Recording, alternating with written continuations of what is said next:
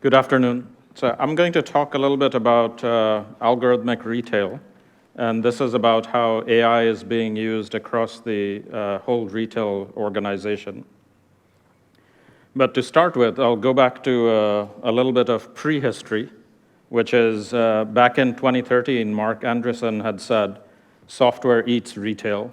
And what he was specifically talking about is the advantages of e-commerce over traditional retail. And he became very notorious for that within the retail space, except what he didn't say, and maybe he didn't realize it at the time, is that retail also eats software. And what retailers are doing using software and data and AI is pushing back through these three things that they're doing. So the first one is around frictionless shopping, where they're improving the convenience for the customer.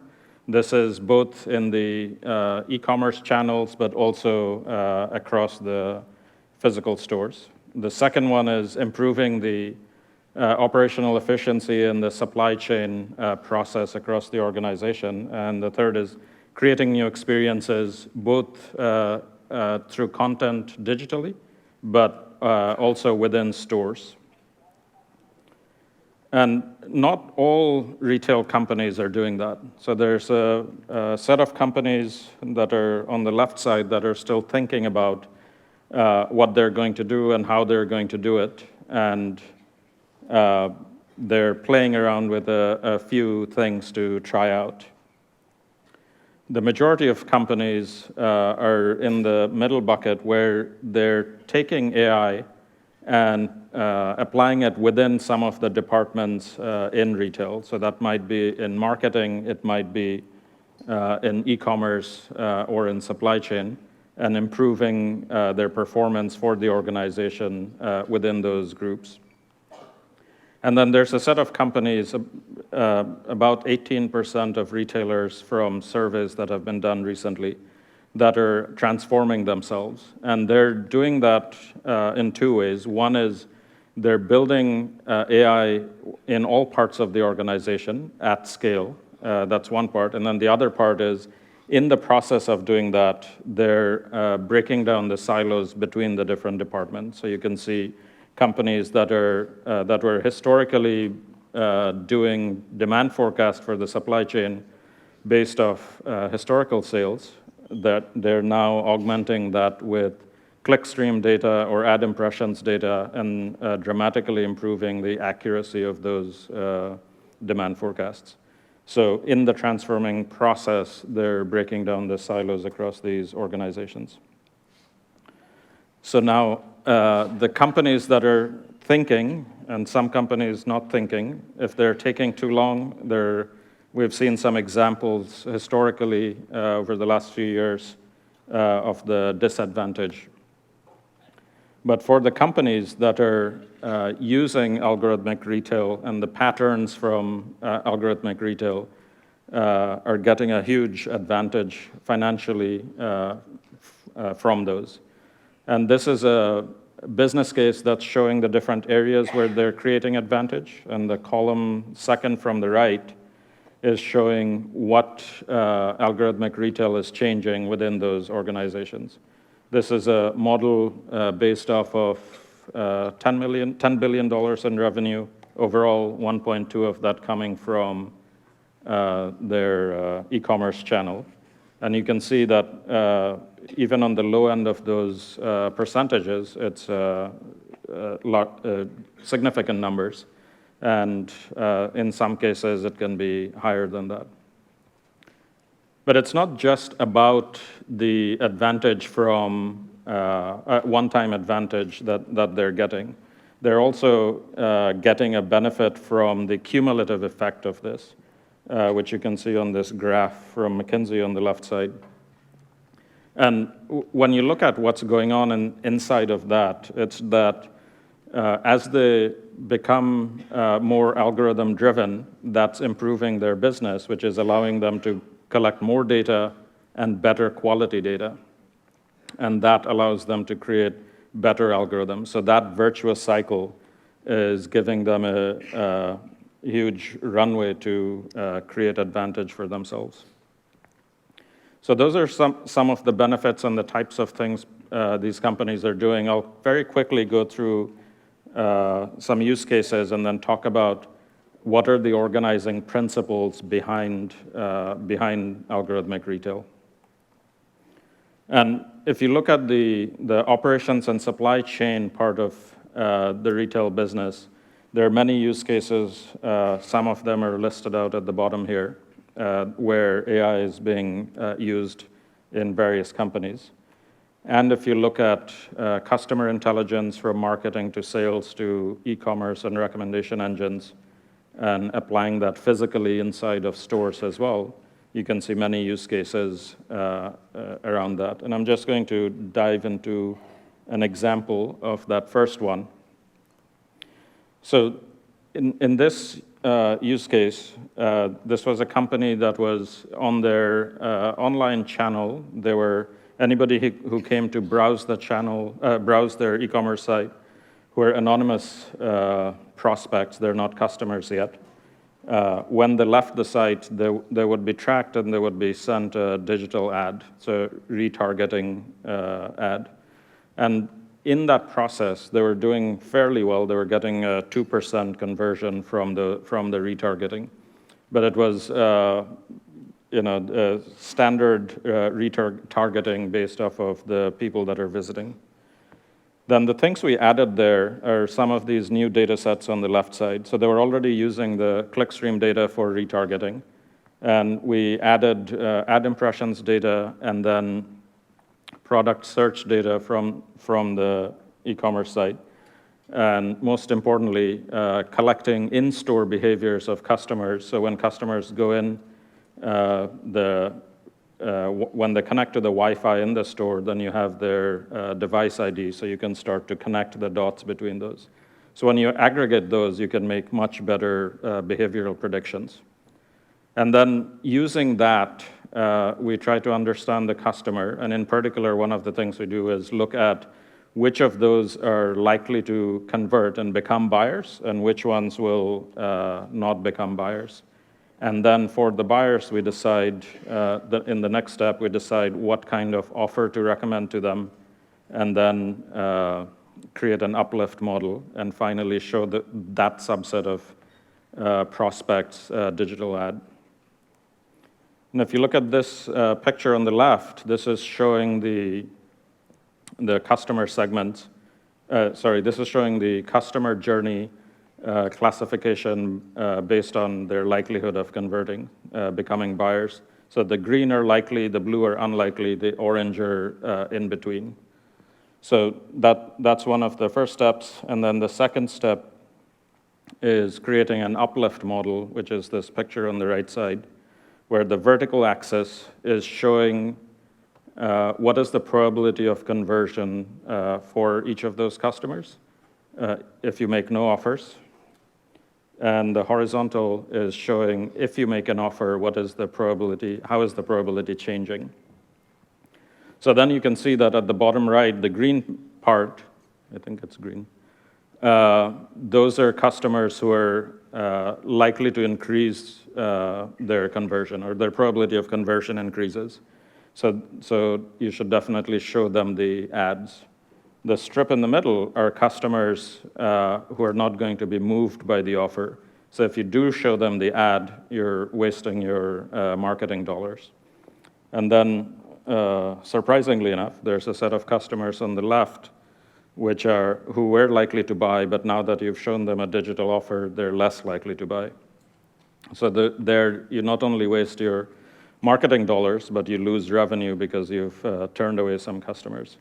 So going through that process, it increased the conversion from 2% to 6%, and then it also decreased because you're not using ads to target most people, but a much smaller subset. It's decreasing the cost by 43%.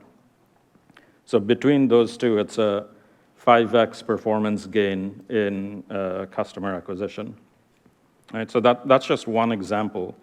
But then the question is, if you have 100 or so use cases like that, sometimes more, how do you get organized to be able to do that across the whole company? And as you would expect, there are 4 key things that we look at. One is collecting more data, building an AI and ML platform, and then integrating that into the existing journeys, whether that's in the supply chain or the customer journeys. And together with those, you also have to reorganize your company and your teams so that they're more oriented towards doing more and more experiments from which they can learn, which Jose talked about very eloquently this morning. So we've done a number of projects like these with retailers and over the last 5 years, and I'll share some of the lessons we took away from those in the next few slides.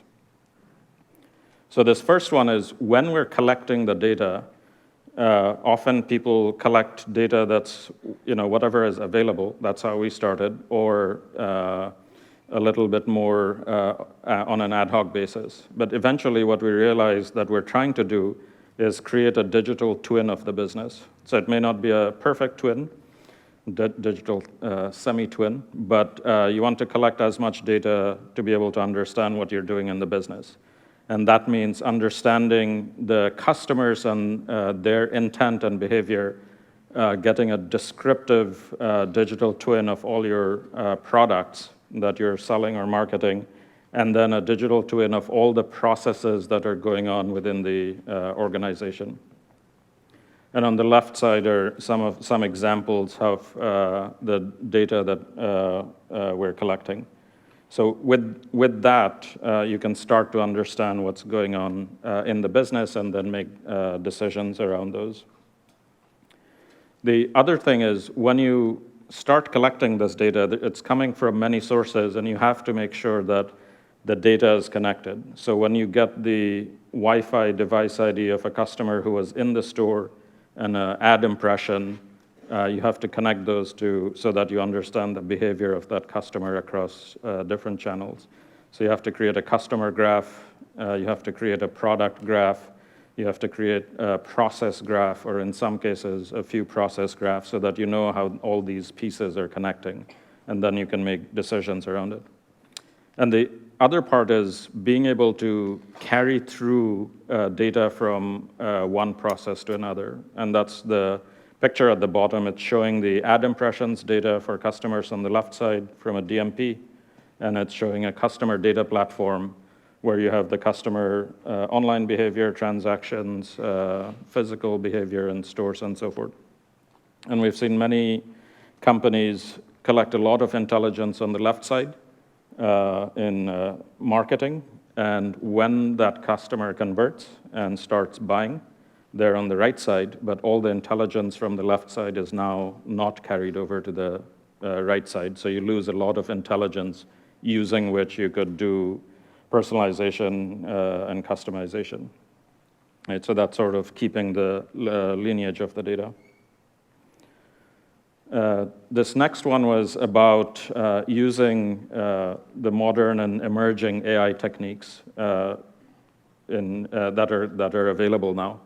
And if you look at how AI capability has improved since 2012, which is why I was calling 2013 prehistoric times in terms of AI, the capability improvement has been 300,000-fold, particularly with deep learning. And if you look at our entire history of anything we've ever done as a species, nothing has improved 300,000-fold in the span of 7 years. And then some people talk about Moore's law, but if you look at Moore's law, it's almost a flat line compared to this improvement. And Moore's law itself is an exponential gain. So this is exponentially faster improvement than Moore's law. So in using these modern techniques, particularly in deep learning, the main reason to use that is if you compare its performance to classical machine learning, you get a 10 or 15% gain in performance in terms of accuracy. and often much more, depending on what the previous model looked like. And so I won't go through the details of this, but that 10 or 15% gain in performance, for example, in a recommendation engine or in a ad targeting or a demand forecast has huge business upside when it's implemented into the business workflows.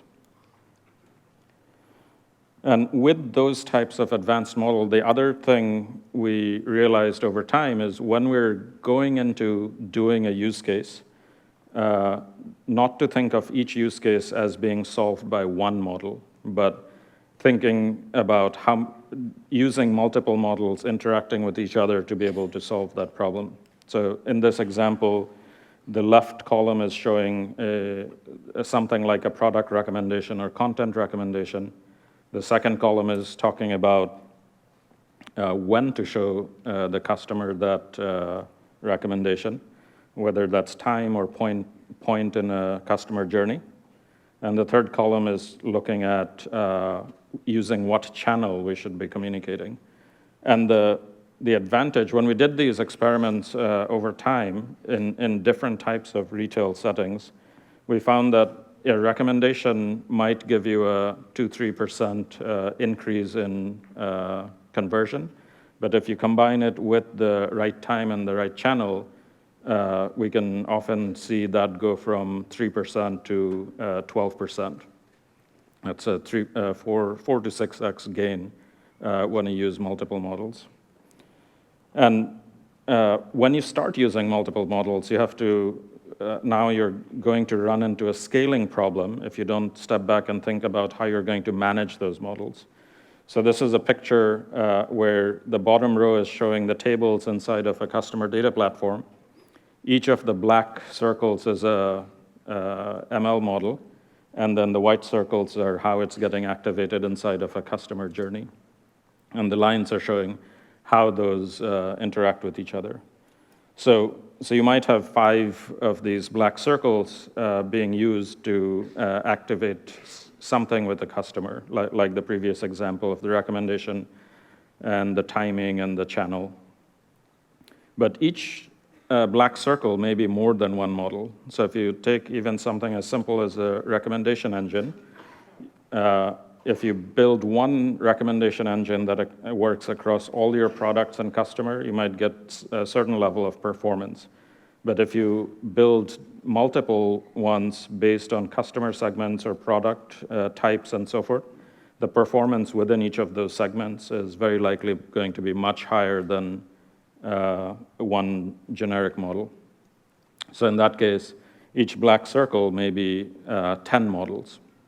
And then you have to keep in mind that when you're going through the AI lifecycle, you're doing 20, 30 experiments per model that you actually put into production, right? So now you're getting 5 times 10 times 20 models. So that's 1,000 models to make recommendation engines really work and gain that huge increase in conversion. And the way to deal with that kind of modeling scale is to build an AI platform that has a lot of self-service and automation built into it for the machine learning scientists. So on the left here, I'm showing some of the key components of platform.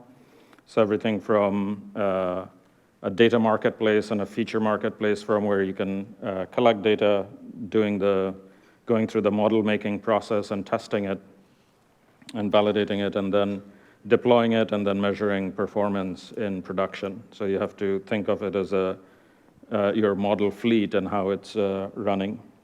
And when you build these platforms, if you start with one of the cloud platforms where they have strong ML capabilities, there's still lots of gaps in that you have to fill in to make it work smoothly end to end. And you can see a huge gain in terms of performance, which is shown on the right side. You move from the red line to the blue or green line. So the number of models that the data science team can put into production per month when we've done before and after measurements, we can see approximately a 5x gain. So if you have 20 data scientists and add a platform, the 20 plus platform acts like a team of 100 data scientists. And that gives you a significant gain in terms of thinking about the multi-model approach. And then the modeling, scaling modeling is not the only issue. So if you think about, you've got 1,000 models that are exposed at APIs, and you have many places across your workflows or customer journeys where those need to be integrated. If you try to integrate those as point-to-point connections, very quickly it's not going to be manageable anymore. So you have to step back and think about how to architect that and how to orchestrate between the models and the endpoints from where those are getting activated. And the last slide I have here is talking about model risk governance. So anytime that you're putting AIML model into production to make a recommendation, to make a decision, and so forth, there's some risk involved. And it's because the model is not trained on every possible combination of every possible data type, among other issues. So you have to make sure that you at least test for when it works and when it's going to have issues. But what we discovered through building a lot of these types of platforms and engines is that the tests will fail 60 or 70% of the time. So what you need to do is start that much earlier in the modeling process. So for example, with bias, every time you test a model for bias, there's bias, and you have to start from scratch. And so if you go back to the beginning and look at, is there bias in the data? There usually is. Then you go through a data transformation or data augmentation to remove that bias. And then during the modeling process, most deep learning is based off of, and machine learning is based off of minimizing the error rate on the model.